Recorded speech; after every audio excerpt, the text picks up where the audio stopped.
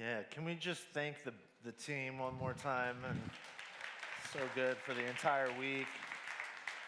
And yeah, so good. And then there's a whole crew of guys back there that you don't see that make all this happen, the lights and the sound. Can we just thank them? Like no one does it for the applause, but it's so good. And yeah, I don't know if Kurt's in here, but let's just thank Pastor Kurt as well. It's been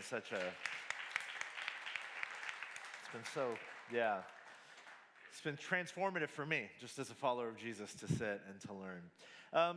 This morning, we arrive at our final morning, which is bittersweet, and so we arrive at our final question that Jesus asks us. And this is the final question because this is the question that my hope and prayer has been would linger with you as you eventually go back down the mountain tomorrow.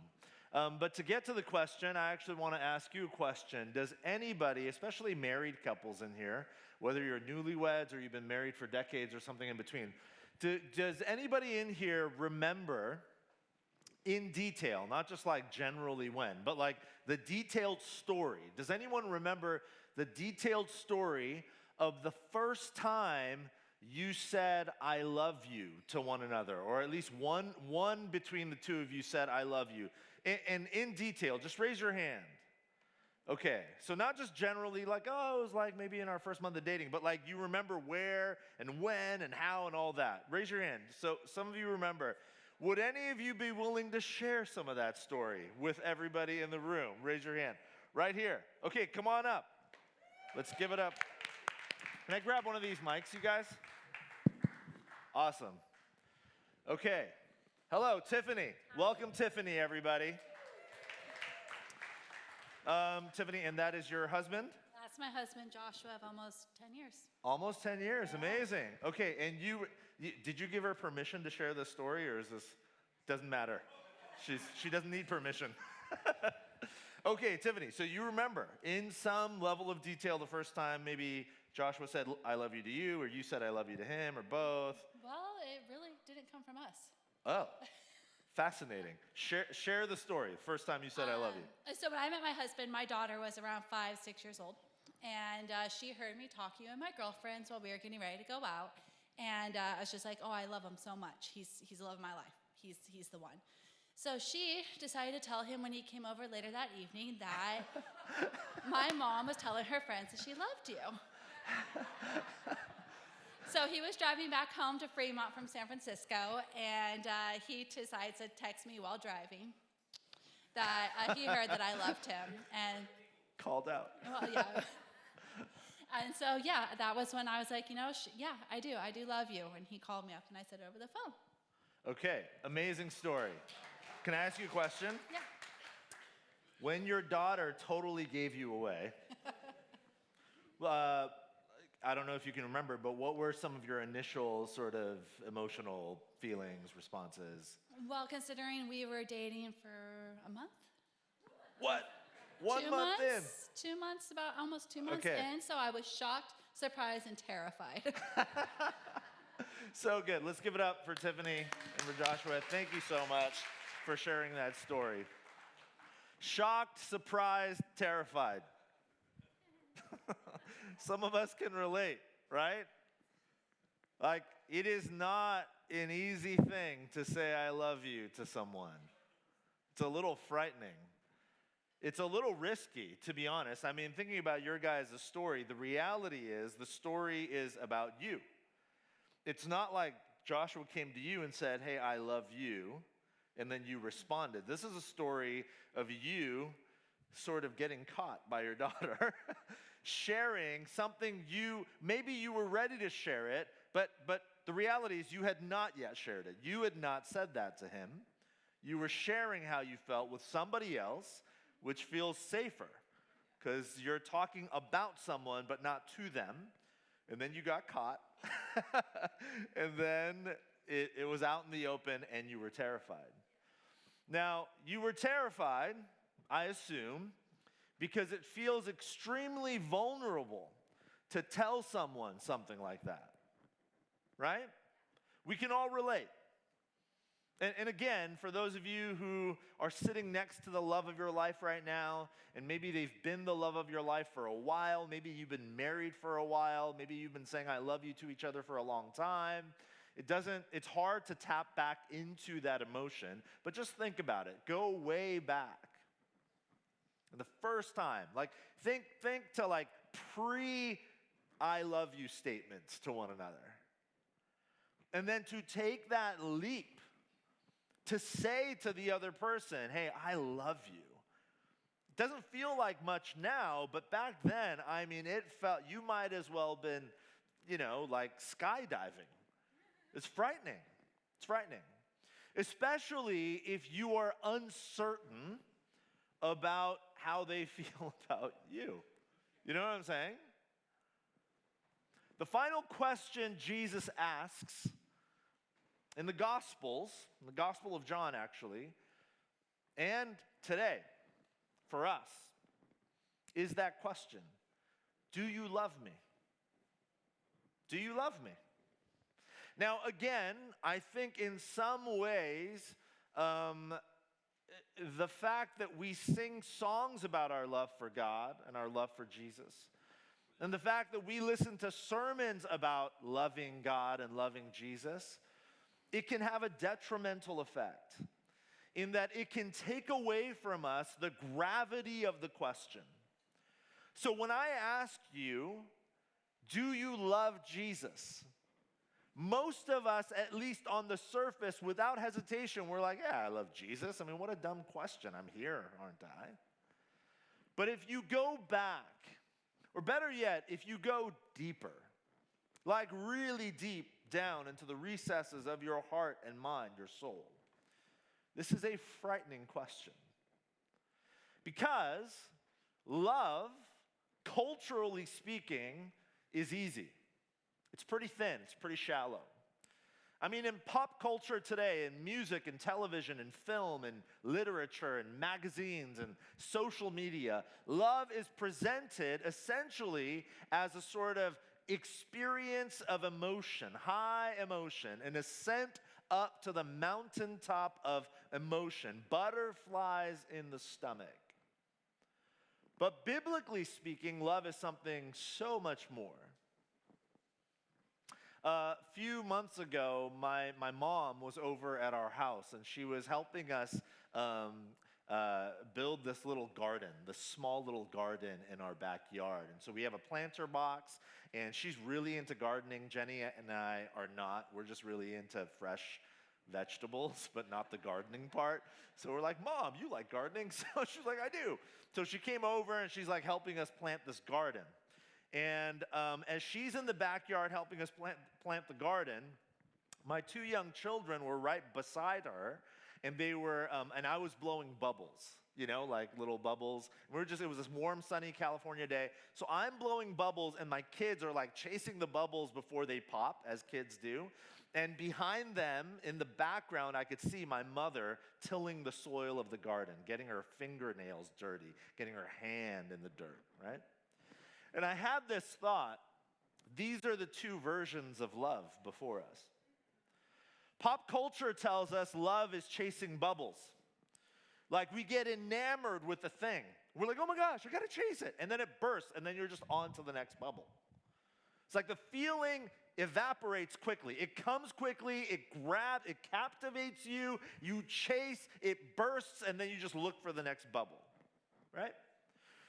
Some of you guys know Marie Kondo. Any Marie Kondo fans in here? Okay, no shade at Marie Kondo. My wife is also a Marie Kondo fan. She's changed the way we fold our laundry or whatever in our house. But Marie Kondo, who is like a global sensation for being like an organizational wizard or whatever, what is her whole concept? What does she say? What sparks joy? So she says, look at all the items in your house, and if something doesn't spark joy, discard the item. Oh, look at this old t-shirt from that concert, that Guns N' Roses concert I went to in 1986. I used to love it, but I don't really care anymore. It doesn't spark joy. Toss the shirt. Okay, that's all well and good when it comes to t-shirts It is a tremendous problem when it comes to the most meaningful stuff of life, like relationships with God, with one another. And yet, because pop culture versions of love tell us it's like chasing bubbles, that's exactly what we do. This is why relationships fall apart all the time. Because we have come to believe the lie that relationships, meaningful relationships, are built upon the sensations, the feelings, the butterflies in the stomach. And the moment that the relationship doesn't spark joy, we discard, like an old t-shirt, and we move on to the next. But biblically speaking, love is not chasing bubbles that are here and then gone. Love is like gardening. Love is like getting your hands in the dirt, in the soil, and planting seeds that you cannot even see. And over time, over months and over years and over decades, you continue to pour water, give it light. And over time, slowly but surely, life begins to sprout up from beneath the soil. That's love. And so when Jesus asks the question, "Do you love me?" he is asking the question, "Are you in it with me for the long haul?" He's not asking the question, "Do you feel the spark inside?" He's not asking the question, "When you sing that song about me, do you have butterflies in your stomach?" Jesus is asking the question, "Do you love me? Are you in it with me? Are you willing to stay when everyone else goes? Are you willing to zig when the world zags because you're with me?" That's the question. The writer M. Scott Peck puts it this way. He says that true love is not a feeling by which we are overwhelmed. It is a committed, thoughtful decision. Because true love is an act of will that often transcends ephemeral feelings. You know what the word ephemeral means, right? Here and gone, a bubble. True love transcends that. It's an act of will. I just want to speak to those of us, because it's lots of us. It's not all of us, but it's lots of us. I want to speak to those of us who are married, and we're sitting next to our spouse. And maybe you've been married for a long time. Especially if you've been married for a long time, those butterflies, maybe you don't want to admit it right now, they're gone. They're gone. I remember the first time I saw Jenny, it was actually at church like 20 years ago.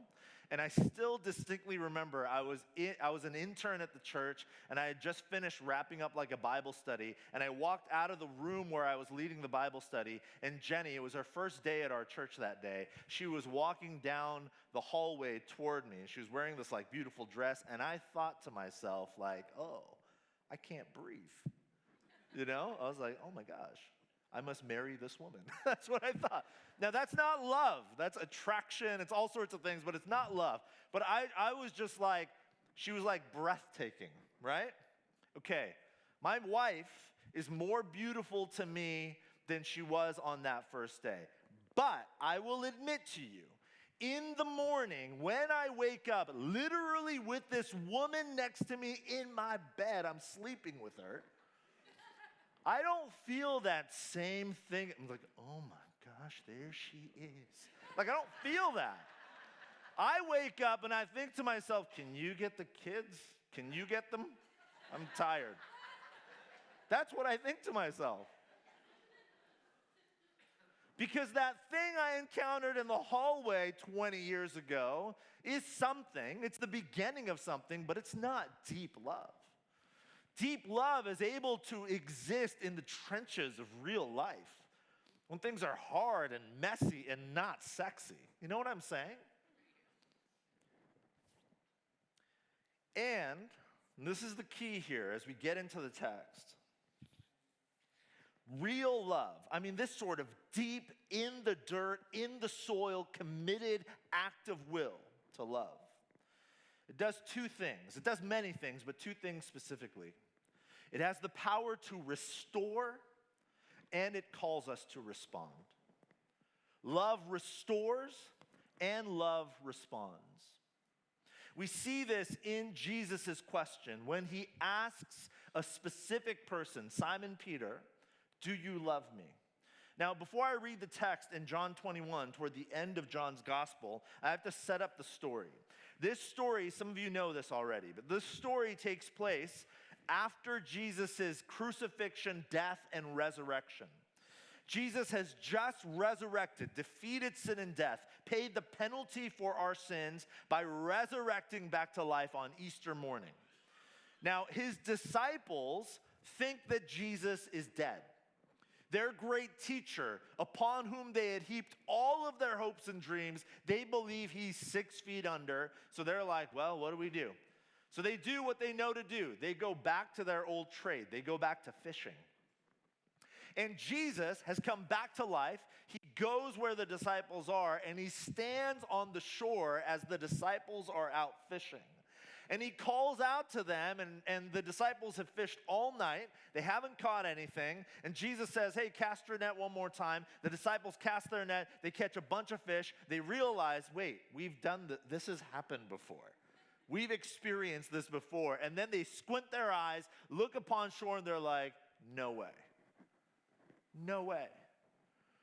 And so Peter, being Peter, doesn't even take his cloak off. He jumps into the water. He swims to shore, and there's the resurrected Jesus. He has built a warm fire, and he says, come, let's eat together. Let's have breakfast. And so Peter and the other disciples gather around Jesus around a warm fire on this cold, brisk morning. And they have breakfast. And this is how the story goes, John 21. When they had finished eating, Jesus said to Simon Peter, Simon, son of John, do you love me more than these? Yes, Lord, he said, you know that I love you. And Jesus said, feed my lambs. Again, Jesus said, Simon, son of John, do you love me? And Simon answers, yes, Lord, you know that I love you. And Jesus said, take care of my sheep. And the third time he said to him, Simon, son of John, do you love me? Peter was hurt, understandably so, because Jesus asked him the third time, do you love me? And he said, Lord, you know all things. You know that I love you. And Jesus said, feed my sheep.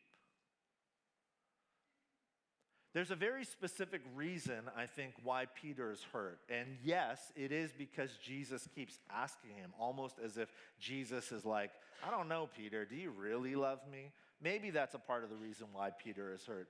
There's another reason why Peter is hurt here. Some of you know the story. Just a few nights before this took place, Peter had stood around another fire late at night. And at that fire, he had also been asked, hey, not by Jesus, but by other people, hey, aren't you one of Jesus' disciples? Aren't you one of his guys?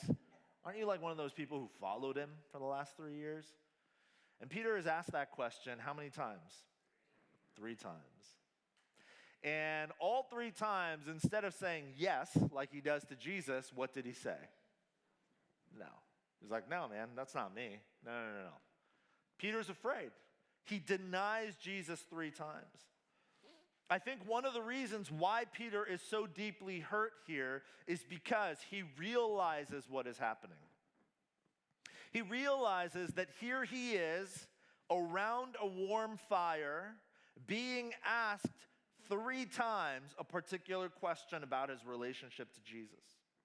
And there is something in him that realizes, oh, just a few nights ago, I was in this exact same scenario around a warm fire being asked 3 times about my relationship with Jesus. And in that scenario, I denied Jesus. I was afraid. I was ashamed. And now, here I am being asked by the resurrected Jesus around a warm fire 3 times about my relationship to him. Makes sense that Peter is hurt. He's more than hurt. He's ashamed. One theologian, Ben Witherington, he describes this scene this way. He says, John, the biographer, the writer of the text, John has the restoration take place in a setting similar to where the denial did. It's like revisiting the scene of the crime, only this time it's getting it right. And this is restoration. Jesus is not being mean here. Jesus is not being like, hey, I'm gonna like really, really rub it in. I'm gonna pour salt on Peter's wound because he denied me 3 times. So, here we go. Like he's gonna feel the pain now. Hey, remember Peter? You denied me 3 times. I'm gonna ask you 3 times. Do you love me? Oh, do you really love me? Because you didn't seem to love me 4 days ago. That's not what's happening here. Jesus is not reprimanding Peter. Jesus is restoring Peter. Jesus asks this question with great care and intentionality in a way that would have reminded Peter of their shared history. You see, it's not just the warm fire that would have reminded Peter of their history. Had it only been the warm fire, that warm fire would have taken Peter's memory back just a few days to Peter's denial of Jesus, right? But what happens in the story? They were also the disciples were out on a boat after having had like an entire evening of fruitless fishing, catching nothing. And then they had heard Jesus from the shore say, hey, cast your net one more time. And then they caught a bunch of fish. Where did that story take place? Like way back, not 3 days earlier, but 3 years earlier, when Jesus first called them. And what did he say to them when he first called them? Hey, leave your nets, follow me, and I will make you fishers of people, fishers of men, right? Jesus is being really intentional here. It's a way of Jesus telling Peter and the other disciples, listen, I know you denied me 3 times a few nights ago, but our story goes way further back than that. Don't forget that 3 years ago, I called you to follow me. And that calling has not gone away. You're still my guy. My invitation to you to fish for people, that invitation still exists. And you see it right here in the story. And Jesus says, do you love me? Yes, I love you. Feed my sheep. Care for my sheep. Jesus restores Peter by revealing to him the entirety of their shared story. And it's a way for Jesus to tell Peter, Peter, you thought your story was done. You thought you denied me, and you thought I died, and you thought it was over. But here I am. Not even death can hold me down. Not even death could stop my love for you reaching you upon these shores once again. But love doesn't just restore. Jesus' love for Peter and his question, do you love me, Peter, calls Peter to respond. Again, like I said, Jesus asks Peter, do you love me? Peter says, of course I love you. And 3 times Jesus says, feed my sheep, care for my sheep. For a long time, people thought, like scientists thought, that sheep were just sort of like dumb, mindless animals. But actually, recent research is showing otherwise. Sheep experience a very wide range of emotions. So research is showing that sheep can experience fear, happiness, anger. In fact, sheep are one of the few animals on the planet that actually tried to develop lifelong relationships and friendships. Isn't that wild? And this is something people have known for a long time. Sheep are also one of the few animals on earth that need human intervention in order to flourish and to thrive. In other words, sheep need a good shepherd. The quality of a sheep's life depends on the quality of their shepherd.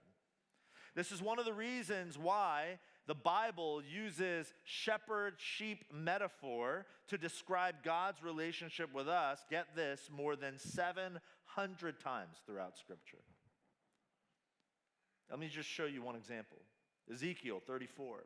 It's an ancient Old Testament text. As a shepherd looks after his scattered flock when he is with them, so I will look after my sheep. I will rescue them from all the places where they were scattered on a day of clouds and darkness. I will search for the lost and bring back the strays. I will bind up the injured and strengthen the weak. I will shepherd the flock with justice.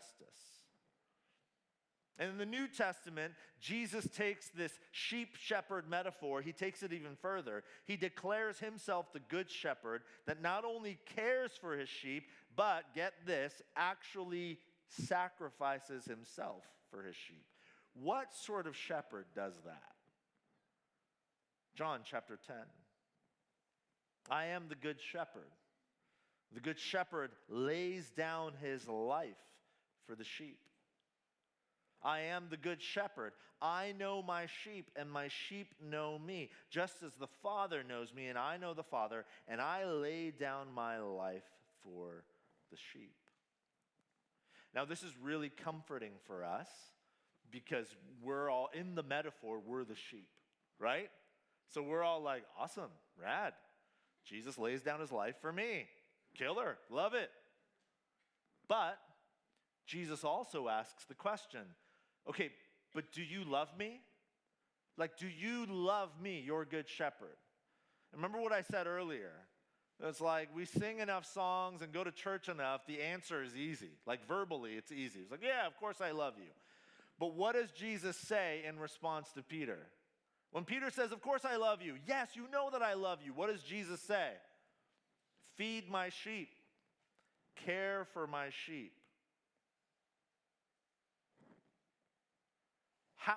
How are we to feed and care for the flock? Like, this is frightening, you guys. This is why the whole question, like, saying I love you is terrifying, like Tiffany said. Because if we're talking about love in the biblical sense, sacrificial, fingers in the dirt, in the soil, commitment, an act of will, saying I love you to Jesus is a way of saying I will embody and live your love to the world.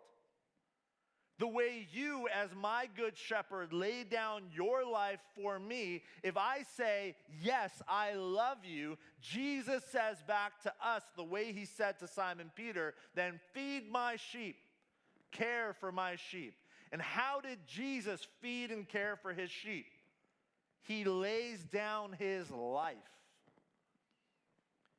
The question, do you love me, is an invitation to lay down your life for the other. Do not say it so smugly or easily. Yes, Jesus, I love you. Do you? Because to truly love Jesus means to embody and live the way of Jesus, which is to lay down your life. And this is terrifying, but it's also possible. I've seen it all week. I saw it at the pool as I saw dads and moms playing with their children. And I knew without doubt, if ever this little kid was in danger in this pool, that mom, that dad would happily give their life for this kid. This is the way God has hardwired us. We just get so exhausted and so busy, we lose track, we lose sense of the way God has made us. He's made us to be, again, like we are created in the image of God, right? That's what the Bible teaches us. And who is God? God is a God who loves us enough to sacrifice, to lay down the life of his own son on our behalf. Jesus' love first restores Peter, and it first restores us. And then Jesus' love beckons us to respond. I mean, maybe you need restoring today. Maybe you have your own little warm fire where you have denied Christ and the way you've interacted with others. Maybe guilt or shame about something you did or something that was done to you. Maybe you need restoring today. Maybe your marriage needs restoring. Maybe you're coming out of a really difficult season, or maybe you are in one now. It doesn't matter how broken or how shameful or how painful your story may be. The love of Jesus is big enough, deep enough, wide enough to restore you if you would let him. But be careful, because it's a frightening proposition. Because if you allow the love of Jesus to restore you, I guarantee you at some point he will then ask you to respond. And not just to receive that restorative love, but to respond by pouring that restorative love in a sacrificial way out to others in your life. That's how we answer the question, do you love me? I grew up with, I didn't know my dad. My dad was not a part of my life. And so I grew up, no siblings, just me and my mom, single mom. And, single mom life, she was working 2-3 jobs at a time just to make ends meet most of the time as I was a kid. And I went through a really rebellious stage in middle school and early high school, really, really rebellious. I just caused my mother so much heartache, so much heartbreak. We fought all the time. And I remember one day, I think in 6th grade, I had this giant fight with my mom to the point where I started cussing at her. And you guys, Korean American mothers do not, that does not fly, right? That does not fly. But I just started cursing at her, and I could see in her eyes fire, oh, she's 5'0", but I was like, okay, I'm about to die. So I got my bike. I grabbed my bike, and I literally rode my bike 6 miles down this expressway to my friend's house. This is long before cell phones and pagers and all of that. So my mom had no idea where I went, right? So I rode my bike to my friend Brent's house. I knocked on his door. It was early afternoon. I was like, hey, dude, can I just hang out at your house? Because my mom's going to kill me, and I think I'm just going to live here forever. My friend Brent, we're 12. He's like, yeah, awesome, roommates. I was like, come in. So we just hang out. We're having a good time. And I was like, okay, this is my life. I'm just going to live here because I can't go home and die. And so finally, though, Brent's mom comes home from work, and she's like, oh, Jay, what are you doing here? I'm like, oh, I live here now, I'm like, here I am, Mom, right? And she's like, oh, okay, well, you got to go.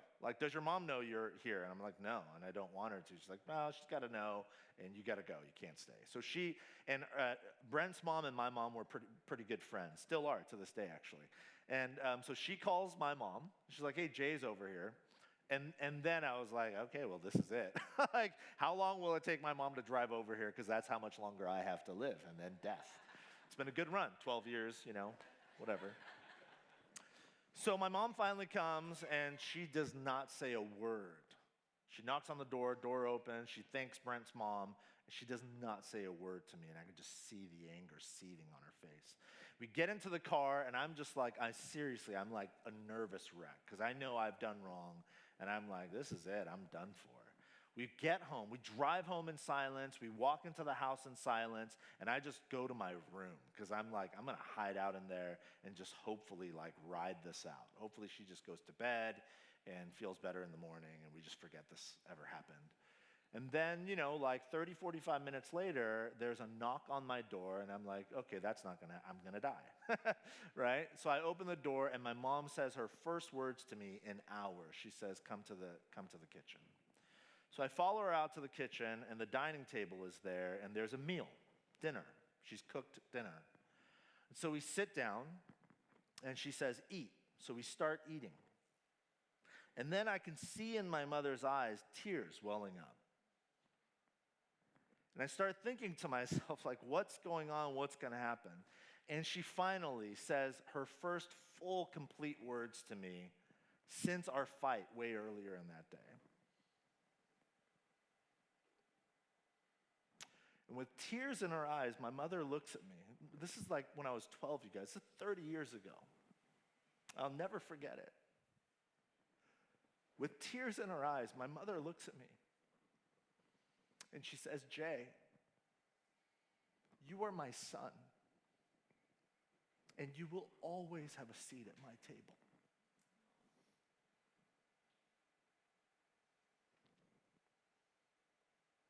It doesn't matter what you've done. It doesn't matter what's been done to you. You are sons and daughters of a God who loves you enough to give up his own son for you. And you will always have a seat at his table. But if you sit there, he will ask you to share that love with others. If anything I've said in the last 5 days has been helpful to you, a part of that is because 30 years ago, I sat at my mother's table when I did not deserve to sit there. And she loved me anyways. And my hope and prayer has been that I could just give a bit of a glimpse of that love of God himself to you this week. That's how we answer the question, do you love me? Let's pray together.